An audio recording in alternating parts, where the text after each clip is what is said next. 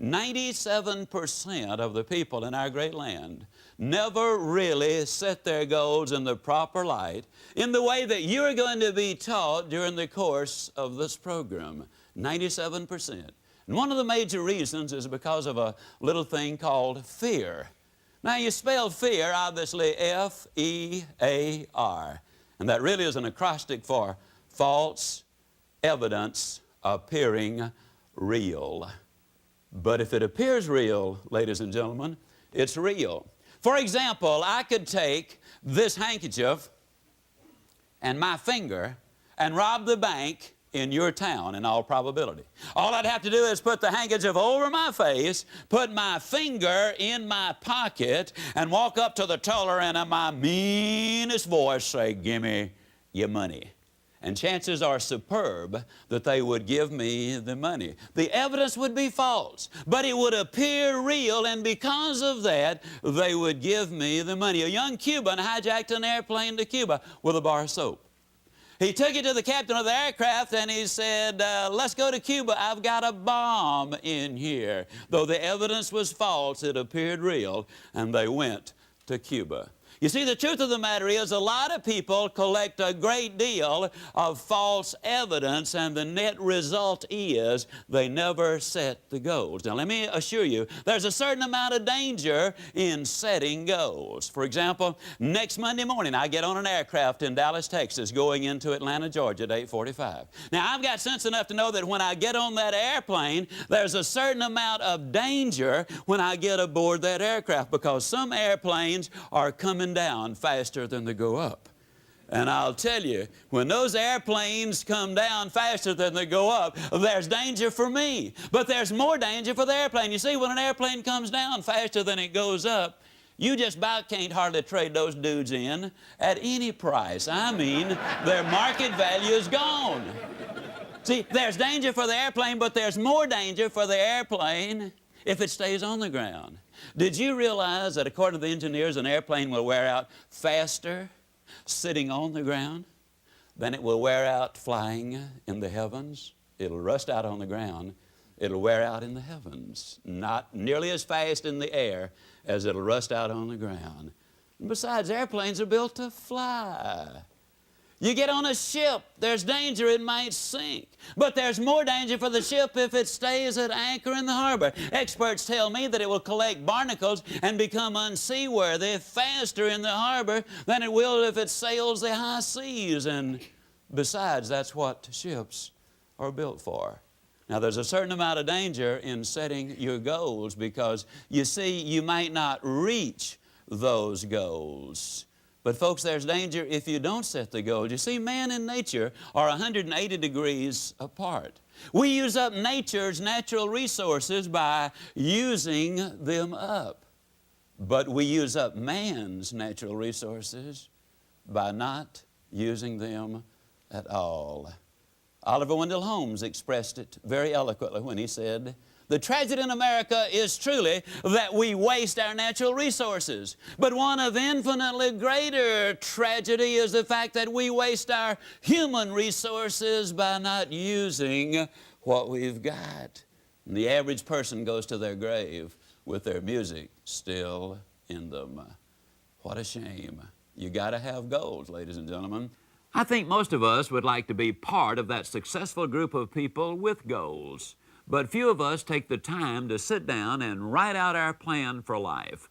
The truth is, most of us just don't know how to go about doing it. So here are 7 steps to help you start setting goals. First, you've got to identify the goal. Next, you need to set a deadline for achievement. Number 3, you need to list the obstacles to overcome. Number 4, you need to identify the people and groups to work with. Number 5, you need to list the skills and the knowledge required to reach your goal. Number 6, you need to develop a plan of action. And number 7, you need to list the benefits. What's in it for me? These are the 7 steps you must take to set your goals. The truth of the matter is, you see, there are 7 types of goals.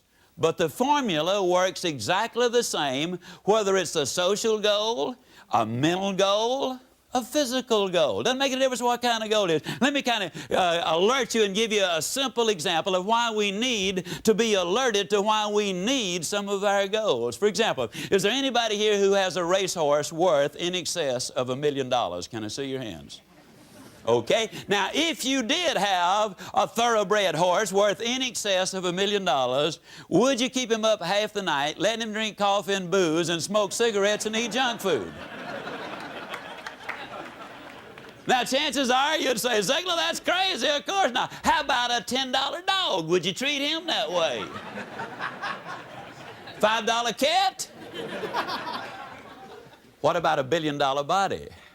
See, we need goals identified to take care of our physical body. We need family goals, we need career goals, we need spiritual goals, and yes, we also, ladies and gentlemen, need financial goals.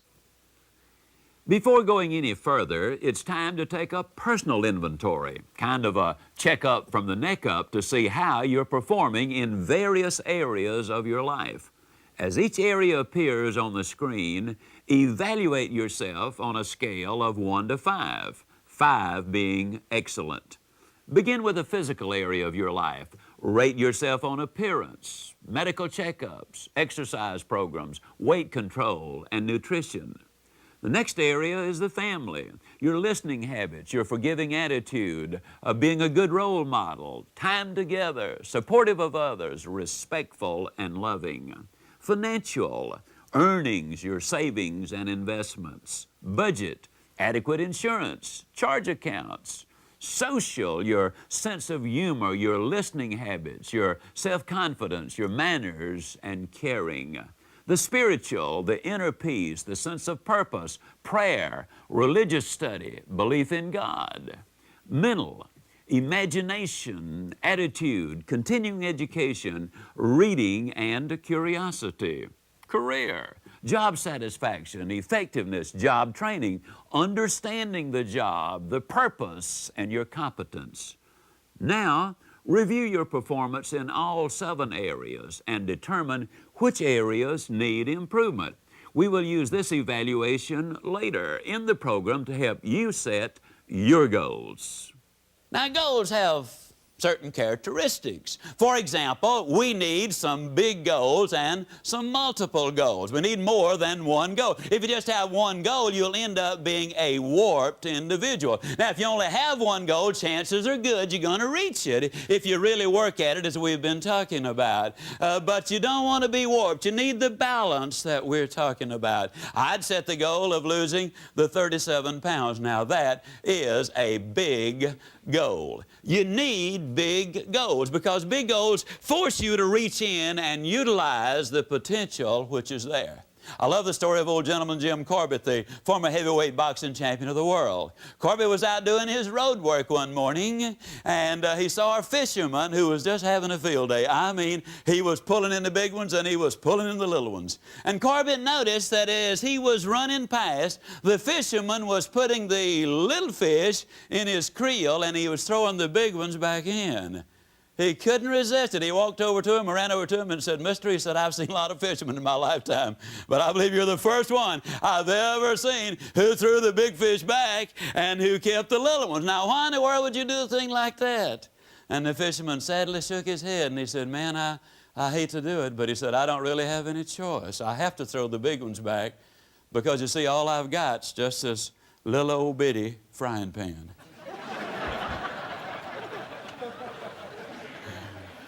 Now, before you laugh too broadly, let me point out he's talking to you and about you. And he's talking about me. So many times we get the big goal, the big idea, the big dream, something that would make a big difference not only in our lives but other lives. And no sooner do we get this big goal and we say, oh no, Lord, don't give me such a big one. All I got's just this little old bitty frying pan. Give me a little one, just a little one. Don't make me stretch. Besides, you know, if the goal was any good, if the idea was any good, somebody else would already have thought about it. Just give me a little one. Folks, you got to have some big goals in life because it's the big goals which really make you reach in and use the resources which are at your disposal. And the resources you have are awesome. Emerson was absolutely right when he said what lies behind us And what lies in front of us pales in significance when compared to what lies within us. You've got within you the capacity to reach some of those big goals. Now, you need to follow the steps we're talking about because that makes them sensible and sound and logical. But we need some dreams. We need some big goals. One of my goals was to lose 37 pounds because I was sick and tired of being sick and tired, in a nutshell. Now, one of the toughest things I've ever done in my life was to discipline myself to get on that exercise program requiring the jogging and requiring the dieting. Up until then, you see, my idea of exercise had been simply to fill the tub, take a bath, pull the plug, and fight the current. I mean, you know, that was it.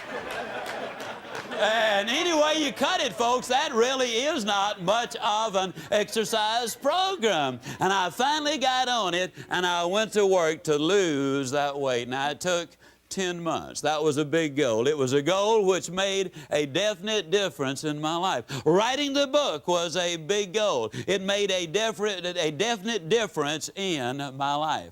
Now, you got to have some long-range goals as well, ladies and gentlemen.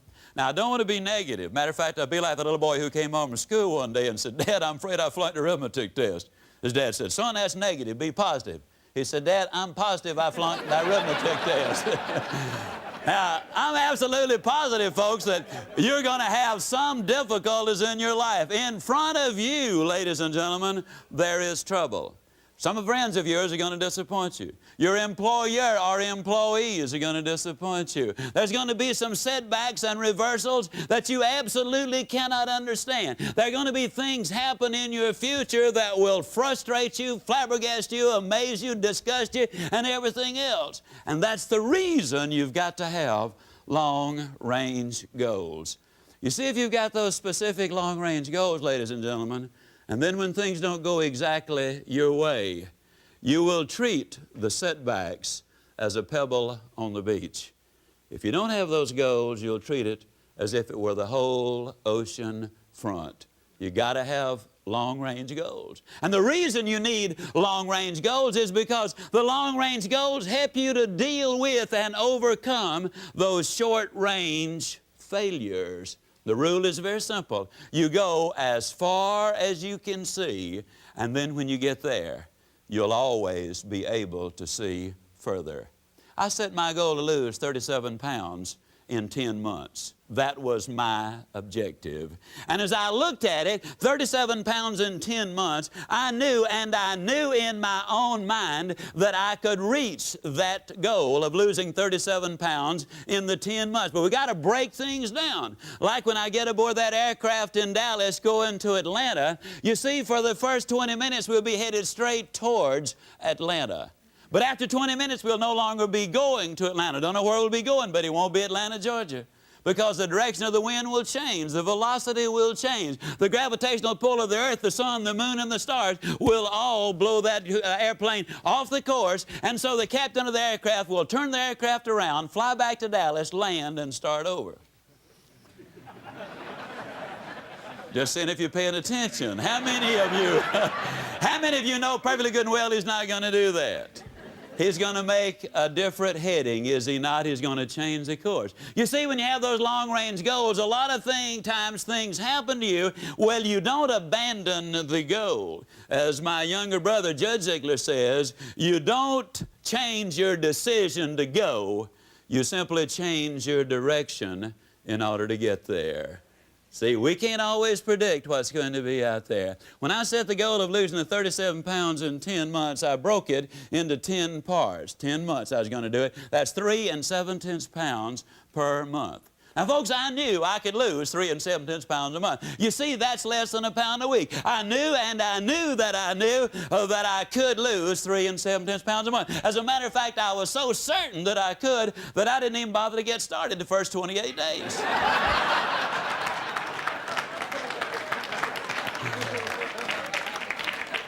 How many of you know exactly what I'm talking about? I mean, listen, man, the contest is 6 months. Why get all exercised about it the first week? Or, but Mom, school just started. We've got 9 more months. Why should I knuckle down and study now? Or look, I've got all week to get the correspondence out, boss man or boss lady. Why should I hustle so hard today? But you know, time marches on.